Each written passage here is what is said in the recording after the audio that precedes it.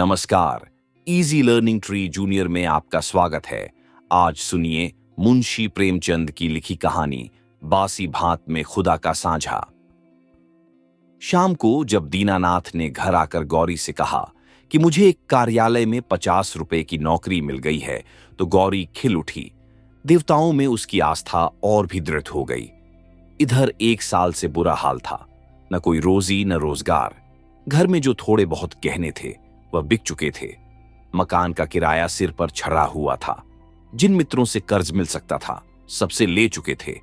साल भर का बच्चा दूध के लिए बिलख रहा था।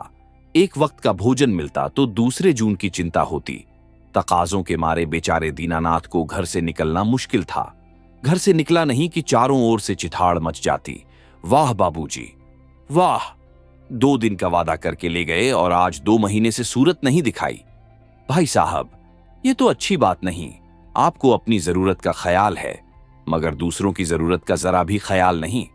इसी से कहा है, दुश्मन को चाहे कर्ज दे दो, दोस्त को कभी न दो। दीनानाथ को ये वाक्य तीरों से लगते थे और उसका जी चाहता था कि जीवन का अंत कर डाले, मगर बेजबान स्त्री और अबोध बच्चे का मुंह देखकर कलेजा थाम के रह जाता। 12 आज भगवान ने उस पर दया की और संकट के दिन कट गए। गौरी ने प्रसन्न मुख होकर कहा, मैं कहती थी कि नहीं, ईश्वर सबकी सुधि लेते हैं और कभी न कभी हमारी भी सुधि लेंगे, मगर तुमको विश्वास ही ना आया था। बोलो, अब तो ईश्वर की दयालुता के कायल हुए। दीनानाथ ने हठधर्मी करते हुए कहा, यह मेरी दौड़ धूप का नतीजा है। ईश्वर की क्या दयालुता! ईश्वर को तो तब जानता जब कहीं से छप्पर फाड़कर भेज देते। लेकिन मुंह से चाहे कुछ कहे, ईश्वर के प्रति उसके मन में श्रद्धा उदय हो गई थी। दीनानाथ का स्वामी बड़ा ही रूखा आदमी था और काम में बड़ा चुस्त। उसकी उम्र 50 के लगभग थी और स्वास्थ्य भी अच्छा न था। फिर भी वह कार्यालय में सबसे ज्यादा काम करता।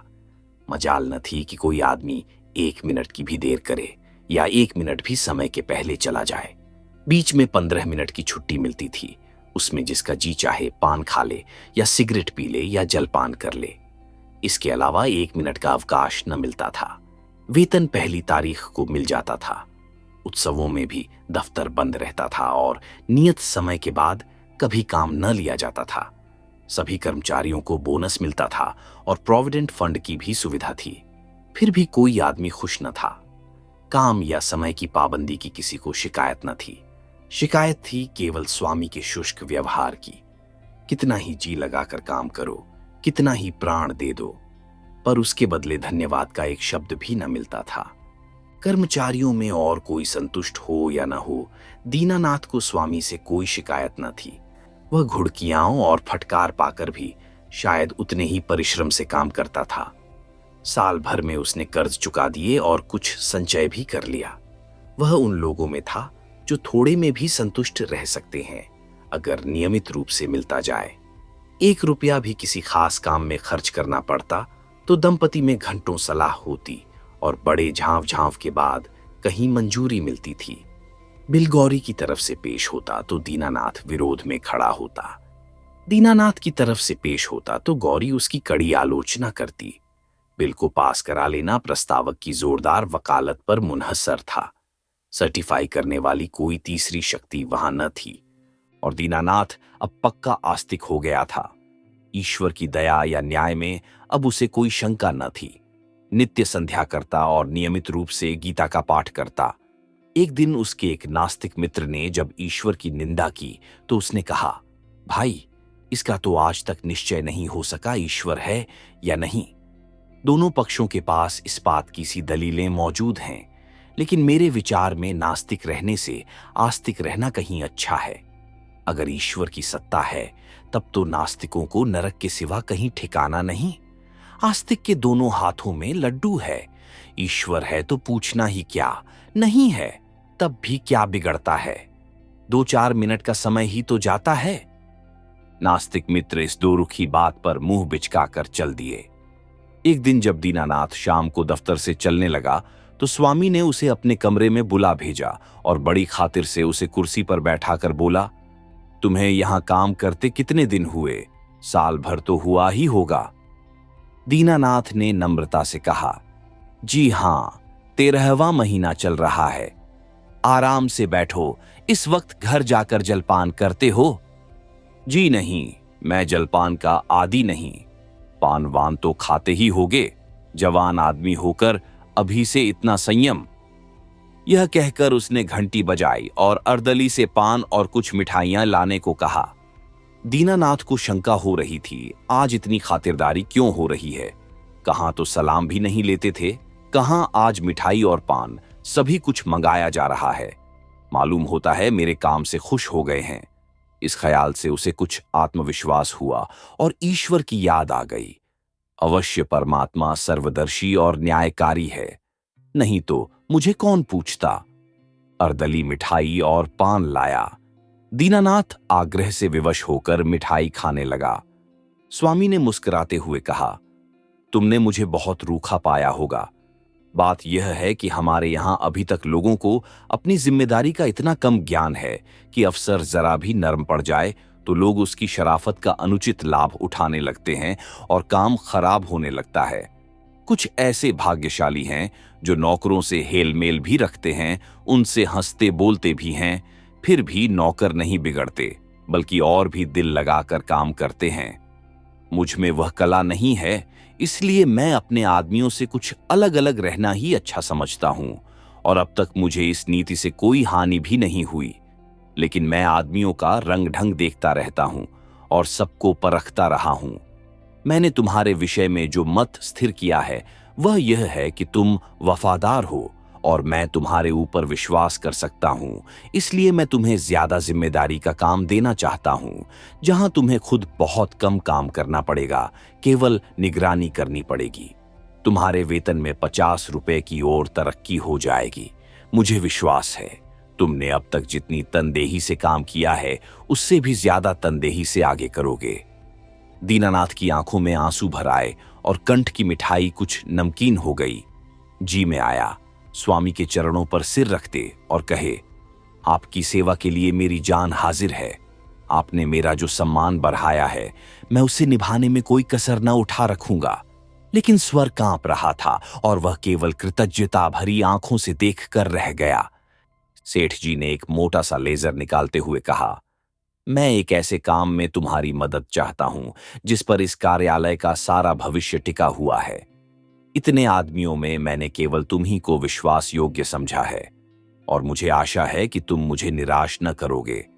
ये पिछले साल का लेजर है और इसमें कुछ ऐसी रकमें दर्ज हो गई हैं जिनके अनुसार कंपनी को कई हजार लाभ होता है। लेकिन तुम जानते हो हम कई महीनों से घाटे पर काम कर रहे हैं। जिस क्लर्क ने यह लेजर लिखा था उसकी लिखावट तुम्हारी लिखावट से बिल्कुल मिलती है। अगर दोनों लिखावटें आमने सामने रख दी जाए तो किसी विशेषज्ञ को भी उनमें भेद करना कठिन हो जाएगा। मैं चाहता हूं तुम लेजर में एक पृष्ठ फिर से लिखकर जोड़ दो और उसी नंबर का पृष्ठ उसमें से निकाल लो। मैंने पृष्ठ का नंबर छपवा लिया है, एक दफ्तरी भी ठीक कर लिया है जो रात भर में लेजर की जिल्दबंदी कर देगा। किसी को पता तक न चलेगा। जरूरत सिर्फ यह है कि तुम अपनी कलम से उस पृष्ठ की नकल कर दो। दीनानाथ ने शंका की, जब उस पृष्ठ की नकल ही करनी है तो उसे निकालने की क्या जरूरत है? सेठ जी हंसे, तो क्या तुम समझते हो उस पृष्ठ की हूबहू नकल करनी होगी? मैं कुछ रकमों में परिवर्तन कर दूंगा। मैं तुम्हें विश्वास दिलाता हूं कि मैं केवल कार्यालय की भलाई के ख्याल से यह कार्रवाई कर रहा हूं। अगर यह रद्दोबदल न किया गया तो कार्यालय के 100 आदमियों की जीविका में बाधा पड़ जाएगी। इसमें कुछ सोच विचार करने की जरूरत ही नहीं, केवल आधा घंटे का काम है। तुम बहुत तेज लिखते हो। कठिन समस्या थी। स्पष्ट था कि उससे जाल बनाने को कहा जा रहा है। उसके पास इस रहस्य का पता लगाने का कोई साधन न था कि सेठ जी जो कुछ कह रहे हैं वह स्वार्थवश होकर या कार्यालय की रक्षा के लिए। लेकिन किसी दशा में भी है यह जाल घोर जाल। क्या वह अपनी आत्मा की हत्या करेगा? नहीं, किसी तरह नहीं। उसने डरते डरते कहा, मुझे आप क्षमा करें, मैं यह काम न कर सकूंगा। सेठ जी ने उसी अविचलित मुस्कान के साथ पूछा, क्यों? इसलिए कि यह सरासर जाल है। जाल किसे कहते हैं? किसी हिसाब में उलटफेर करना जाल है। लेकिन उस उलटफेर से 100 आदमियों की जीविका बनी रहे तो इस दशा में भी वह जाल है। कंपनी की असली हालत कुछ और है, कागजी हालत कुछ और। अगर यह तब्दीली न की गई तो तुरंत कई हजार रुपए नफे के देने पड़ जाएंगे और नतीजा यह होगा कि कंपनी का दिवाला हो जाएगा और सारे आदमियों को घर बैठना पड़ेगा। मैं नहीं चाहता कि थोड़े से मालदार हिस्सेदारों के लिए इतने गरीबों का खून किया जाए। परोपकार के लिए कुछ जाल भी करना पड़े तो वह आत्मा की हत्या नहीं है। दीनानाथ को कोई जवाब न सूझा। अगर सेठ जी का कहना सच है और इस जाल से 100 आदमियों की रोजी बनी रहे तो वास्तव में वह जाल नहीं, कठोर कर्तव्य है। अगर आत्मा की हत्या होती भी हो तो 100 आदमियों की रक्षा के लिए उसकी परवाह न करनी चाहिए, लेकिन नैतिक समाधान हो जाने पर अपनी रक्षा का विचार आया। बोला, लेकिन कहीं मुआमला खुल गया तो मैं मिट जाऊंगा। 14 साल के लिए काले पानी भेज दिया जाऊंगा। सेठ ने जोर से कहकहा मारा, अगर मुआमला खुल गया तो तुम न फंसोगे, मैं फंसूंगा। तुम साफ इनकार कर सकते हो, लिखावट तो पकड़ी जाएगी। पता ही कैसे चलेगा कि कौन पृष्ठ बदला गया? लिखावट तो एक सी है। दीनानाथ परास्त हो गया। उसी वक्त उस पृष्ठ की नकल करने लगा। फिर भी दीनानाथ के मन में चोर पैदा हुआ था। गौरी से इस विषय में वह एक शब्द भी न कह सका। 1 महीने के बाद उसकी तरक्की हुई। 100 रुपए मिलने लगे, 200 बोनस के भी मिले। ये सब कुछ था, घर में खुशहाली के चिन्ह नजर आने लगे। लेकिन दीनानाथ का अपराधी मन एक बोझ से दबा रहता था। जिन दलीलों से सेठ जी ने उसकी जुबान बंद कर दी थी, उन दलीलों से गौरी को संतुष्ट कर सकने का उसे विश्वास न था। उसकी ईश्वर निष्ठा उसे सदैव डराती रहती थी। इस अपराध का कोई भयंकर दंड अवश्य मिलेगा। किसी प्रायश्चित, किसी अनुष्ठान से उसे रोकना असंभव है। अभी न मिले, साल 2 साल न मिले, 10-5 साल न मिले, पर जितनी ही देर में मिलेगा उतना ही भयंकर होगा। मूलधन ब्याज के साथ बढ़ता जाएगा। वह अक्सर पछताता, मैं क्यों सेठ जी के प्रलोभन में आ गया। कार्यालय टूटता या रहता मेरी बला से, आदमियों की रोजी जाती या रहती मेरी बला से। मुझे तो यह प्राण पीड़ा न होती, लेकिन अब तो जो कुछ होना था हो चुका और दंड अवश्य मिलेगा। इस शंका ने उसके जीवन का उत्साह, आनंद और माधुर्य सब कुछ हर लिया। मलेरिया फैला हुआ था, बच्चे को ज्वर आया। दीनानाथ के प्राण नहों में समा गए। दंड का विधान आ पहुंचा। कहां जाए, क्या करे, जैसे बुद्धि भ्रष्ट हो गई। गौरी ने कहा, जाकर कोई दवा लाओ या किसी डॉक्टर को दिखा दो, 3 दिन तो हो गए। दीनानाथ ने चिंतित मन से कहा, हाँ जाता हूं, लेकिन मुझे बड़ा भय लग रहा है। भय की कौन सी बात है? बेबात की बात मुंह से निकालते हो। आजकल किसे ज्वर नहीं आता। ईश्वर इतना निर्दयी क्यों है? ईश्वर निर्दयी है पापियों के लिए। हमने किसका क्या हर लिया है? ईश्वर पापियों को कभी क्षमा नहीं करता। पापियों को दंड न मिले तो संसार में अनर्थ हो जाए। लेकिन आदमी ऐसे काम भी तो करता है जो एक दृष्टि से पाप हो सकते हैं, दूसरी दृष्टि से पुण्य। मैं नहीं समझी। मान लो मेरे झूठ बोलने से किसी की जान बचती हो तो क्या वह पाप है? मैं तो समझती हूं ऐसा झूठ पुण्य है। तो जिस पाप से मनुष्य का कल्याण हो वह पुण्य है। और क्या? दीनानाथ की अमंगल शंका थोड़ी देर के लिए दूर हो गई। डॉक्टर को बुला लाया, इलाज शुरू किया। बालक 1 सप्ताह में चंगा हो गया, मगर थोड़े दिन बाद वह खुद बीमार पड़ा। वह अवश्य ही ईश्वरीय दंड है और वह बच नहीं सकता।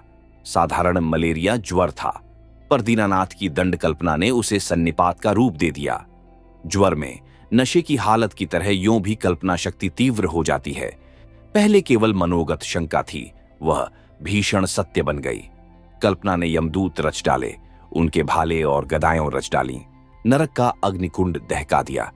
डॉक्टर की एक घूंट दवा 1000 मन की गदा की आवाज और आग के उबलते हुए समुद्र के दाह पर क्या असर करती? दीनानाथ मिथ्यावादी न था। पुराणों की रहस्यमय कल्पनाओं में उसे विश्वास न था। नहीं, वह बुद्धिवादी था और ईश्वर में भी तभी उसे विश्वास आया जब उसकी तर्क बुद्धि कायल हो गई। लेकिन ईश्वर के साथ उसकी दया भी आई, उसका दंड भी आया। दया ने उसे रोजी दी, मान दिया। ईश्वर की दया न होती तो शायद वह भूखों मर जाता, लेकिन भूखों मरना अग्निकुंड में ढकेल दिए जाने से कहीं सरल था, खेल था। दंड भावना जन्म जन्मांतरों के संस्कार से ऐसी बद्धमूल हो गई थी, मानो उसकी बुद्धि का, उसकी आत्मा का एक अंग हो गई हो। उसका तर्कवाद और बुद्धिवाद इन मनवंतरों के जमे हुए संस्कार पर समुद्र की ऊंची लहरों की भांति आता था, पर एक क्षण में उन्हें जलमग्न करके फिर लौट जाता था और वह पर्वत ज्यों का त्यों अचल खड़ा रह जाता था। जिंदगी बाकी थी, बच गया। ताकत आते ही दफ्तर जाने लगा। एक दिन गौरी बोली, जिन दिनों तुम बीमार थे और एक दिन तुम्हारी हालत बहुत नाजुक हो गई थी, तो मैंने भगवान से कहा था कि यह अच्छे हो जाएंगे तो 50 ब्राह्मणों को भोजन कराऊंगी। दूसरे ही दिन से तुम्हारी हालत सुधारने लगी। ईश्वर ने मेरी विनती सुन ली। उसकी दया न हो जाती तो मुझे कहीं मांगे भीख न मिलती। आज बाजार से सामान ले आओ तो मनौती पूरी कर दूं। 50 ब्राह्मण नेवते जाएंगे तो 100 अवश्य आएंगे। 50 के अगले भी समझ लो, और मित्रों में 20-25 निकल ही आएंगे। 200 आदमियों का डॉल है। मैं सामग्रियों की सूची लिख देती हूं। दीनानाथ ने माथा सिकोड़ कर कहा, तुम समझती हो मैं भगवान की दया से अच्छा हुआ। और कैसे अच्छे हुए? अच्छा हुआ इसलिए कि जिंदगी बाकी थी। ऐसी बातें न करो, मनौती पूरी करनी होगी। कभी नहीं। मैं भगवान को दयालु नहीं समझता। और क्या भगवान निर्दयी है? उनसे बड़ा निर्दयी कोई संसार में न होगा, जो अपने रचे हुए खिलौनों को उनकी भूलों और बेवकूफियों की सजा अग्निकुंड में ढकेल कर दे। वह भगवान दयालु नहीं हो सकता। भगवान जितना दयालु है, उससे असंख्य गुना निर्दयी है, और ऐसे भगवान की कल्पना से मुझे घृणा होती है। प्रेम सबसे बड़ी शक्ति कही गई है। विचारवाणों ने प्रेम को ही जीवन की और संसार की सबसे बड़ी विभूति मानी है। व्यवहार में न सही, आदर्श में प्रेम ही हमारे जीवन का सत्य है। मगर तुम्हारा ईश्वर दंड भय से सृष्टि का संचालन करता है, फिर उसमें और मनुष्य में क्या फर्क हुआ? ऐसे ईश्वर की उपासना मैं नहीं करना चाहता, नहीं कर सकता। जो मोटे हैं उनके लिए ईश्वर दयालु होगा, क्योंकि वे दुनिया को लूटते हैं। हम जैसों को तो ईश्वर की दया कहीं नजर नहीं आती। हाँ, भय पग पग पर खड़ा घूरा करता है। ये मत करो, नहीं तो ईश्वर दंड देगा। वह मत करो, नहीं तो ईश्वर दंड देगा। प्रेम से शासन करना मानवता है, आतंक से शासन करना बर्बरता है। आतंकवादी ईश्वर से तो ईश्वर का न रहना ही अच्छा है। उसे हृदय से निकालकर मैं उसकी दया और दंड दोनों से मुक्त हो जाना चाहता हूं। एक कठोर दंड बरसों के प्रेम को मिट्टी में मिला देता है। मैं तुम्हारे ऊपर बराबर जान देता रहता हूं, लेकिन किसी दिन डंडा लेकर पीट चलूं तो तुम मेरी सूरत न देखोगी। ऐसे आतंकमय दंडमय जीवन के लिए मैं ईश्वर का एहसान नहीं लेना चाहता। बासी भात में खुदा के सांझे की जरूरत नहीं। अगर तुमने ओझ भोज पर जोर दिया तो मैं जहर खा लूंगा। गौरी उसके मुंह की ओर भयातुर नेत्रों से ताकती रह गई। आप सुन रहे थे मुंशी प्रेमचंद की लिखी कहानी बासी भात में खुदा का साझा।